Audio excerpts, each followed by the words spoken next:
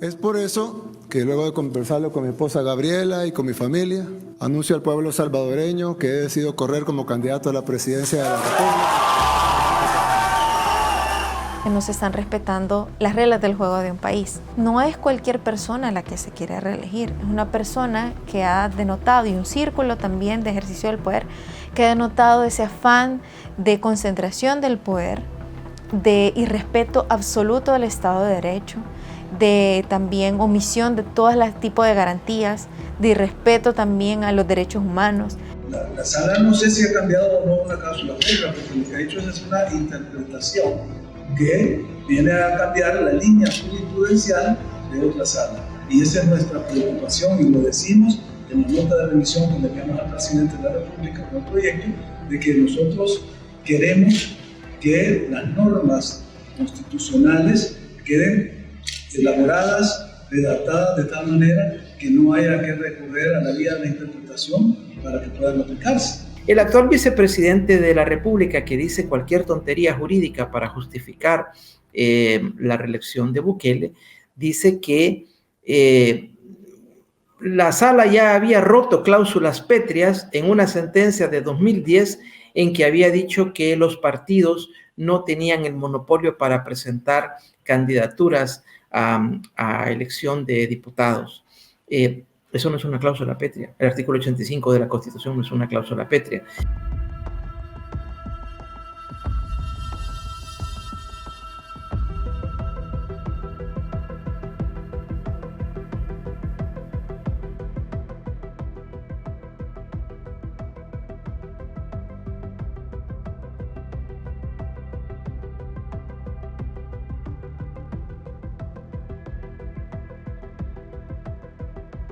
Yo, la verdad, tengo muy poco respeto por la gente que cambia de opinión como se cambia la camiseta, ¿no? Se trata de un segundo mandato porque hay una cierta confusión cuando se habla de la reelección inmediata, que está prohibida por la Constitución, y lo que es el segundo mandato, que sí está regulado por la Constitución. Pero el propio presidente Bukele, en dos ocasiones, él, incluso cuando lo entrevista Luisito Comunica, él le dice: yo puedo ser presidente 80 veces, pero no puedo ser presidente 2 veces seguidas.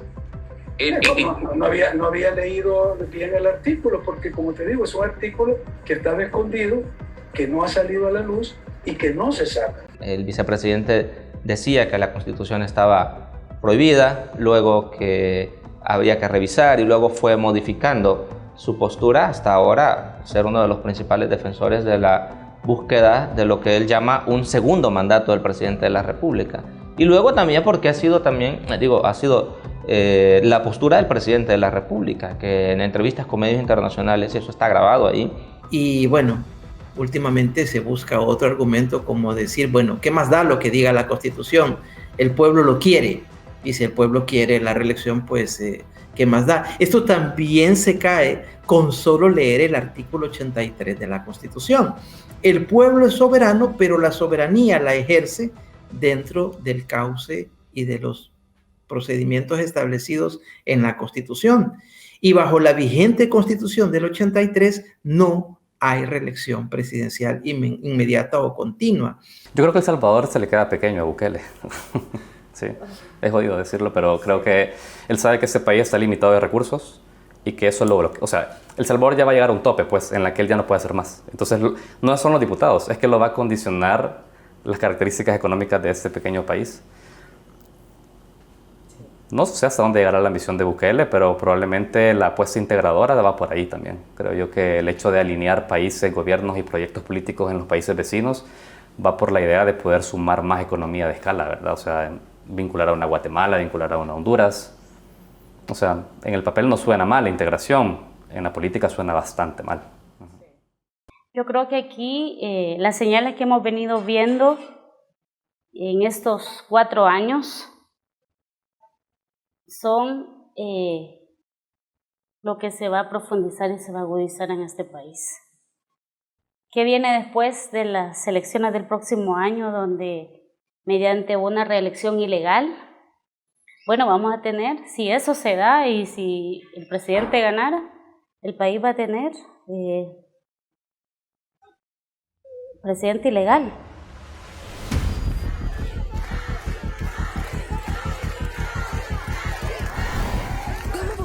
nuestras elecciones internas el próximo 9 de julio.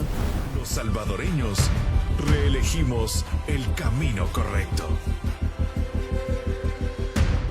Esa es una burla que le está haciendo en realidad a nosotros abogados y sobre todo los que nos gusta el derecho constitucional. Es una burla.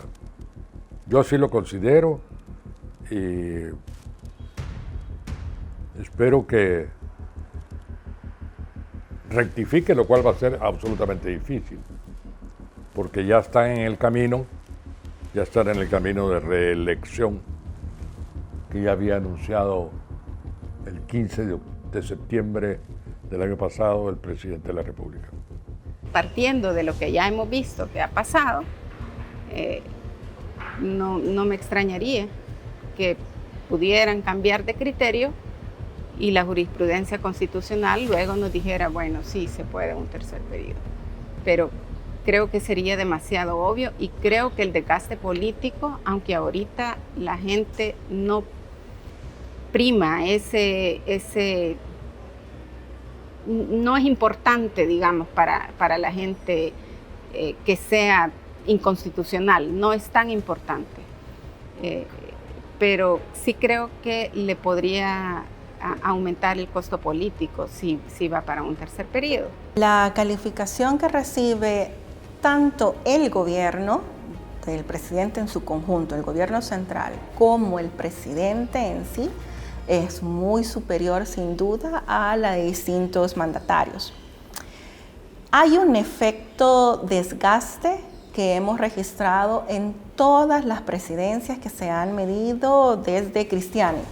La historia evalúa legados y yo creo que el legado de Bukele va a ser lamentablemente un legado de destrucción de la democracia salvadoreña y un legado de violación masiva de los derechos humanos, sobre todo con el mal llamado régimen de excepción, este régimen de suspensión de garantías. Es un gobierno que ha sabido interpretar los anhelos más inmediatos de la gente y más allá de resolverlos o no, lo que sí hace es decirle a la gente que los está resolviendo.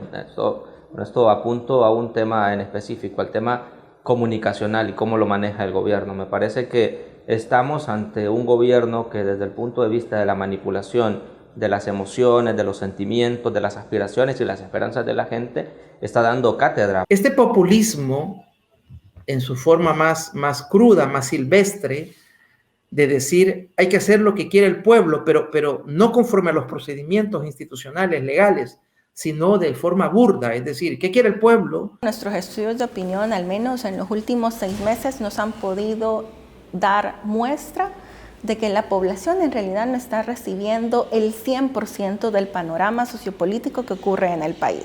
Creo que el panorama es bastante desalentador.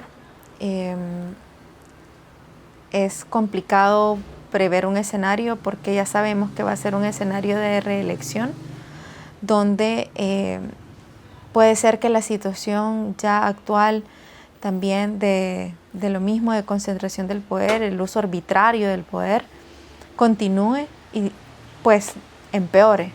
Porque por ahora, digamos que puede existir todavía un afán de medio guardar las formas y que ni aún así, porque se acercan unas elecciones, se han respetado las formas. Las últimas estadísticas de Latinobarómetro, por ejemplo, muestran que inclusive la gente joven, que nunca ha vivido un régimen autoritario, están abiertos a aceptar límites a las libertades con tal de tener más seguridad, sin darse cuenta de que en el largo plazo una verdadera estabilidad política y una posibilidad más auténtica de un crecimiento económico sostenible pasa por una discusión amplia de los problemas nacionales que requiere de las instituciones democráticas, que requiere de una prensa libre, que requiere de una asamblea legislativa donde haya un verdadero debate, que requiere de un poder ejecutivo que maneje la cosa pública de manera transparente para que pueda informarse la población. La información que recibe la población está parcializada.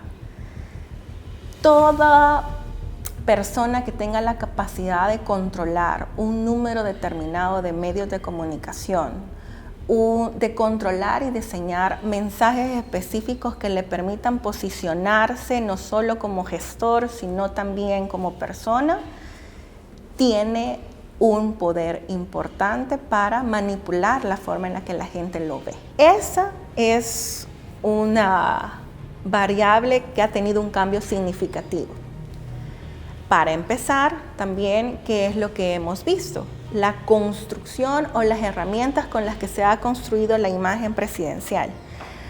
Hoy, más que nunca, vemos contenido relacionado a cómo el presidente llegó al poder, que está vinculado con alguna especie de divinidad. Pero las tácticas que estamos observando ahora, en esencia, no son diferentes. Ahora que se usan en diferente proporción y que las redes sociales, por ejemplo, permiten una forma de manipulación de la realidad que antes no era posible, pues sí, pero que es lo mismo que trataban de hacer Martínez y que lo que trataba de hacer Quiñones. Y vienen también de parte de la población, y yo creo que tiene mucho que ver con la desigualdad y con la pobreza, que al vivir tan cerca de la pobreza hay tanta inseguridad que a veces se tiene la idea de que un gobierno autoritario puede dar más confianza, más estabilidad.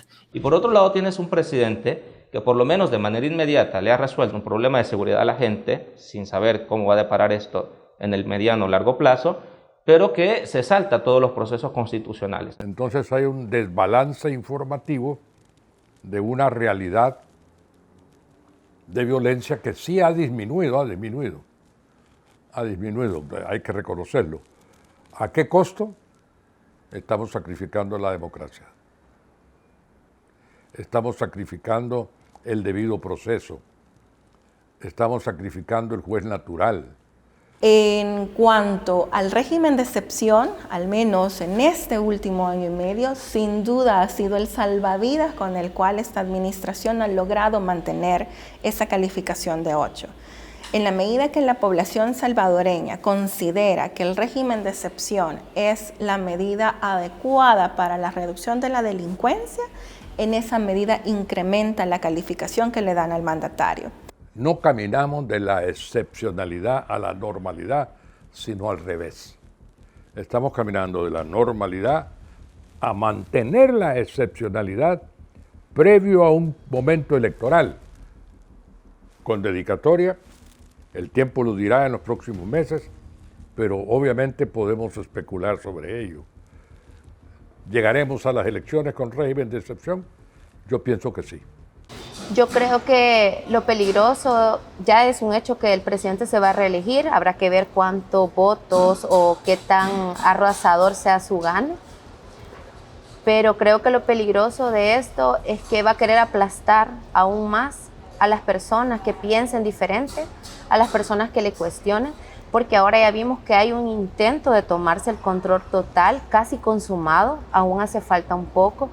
Y creo que cuando se consume la reelección, esto sí realmente va a pasar, porque ya quedan pocos espacios, se han reducido las libertades, y cuando ya él nuevamente se sienta entronado en sus nuevos 5 años, creo que se va a sentir capaz de quedarse unos 20 años más.